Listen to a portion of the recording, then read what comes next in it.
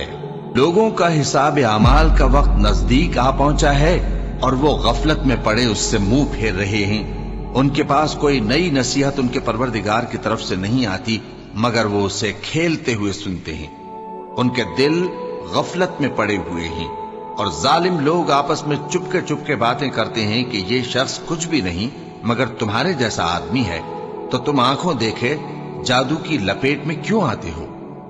پیغمبر صلی اللہ علیہ وآلہ وسلم نے کہا کہ جو بات آسمان اور زمین میں کہی جاتی ہے میرا پروردگار اسے جانتا ہے اور وہ سننے والا ہے، جاننے والا ہے۔ بلکہ ظالم کہنے لگے کہ یہ قرآن پریشان باتیں ہیں جو خواب میں دیکھ لی ہیں۔ نہیں، بلکہ اس نے اس کو اپنی طرف سے بنا لیا ہے۔ نہیں، بلکہ یہ ایک شاعر ہے۔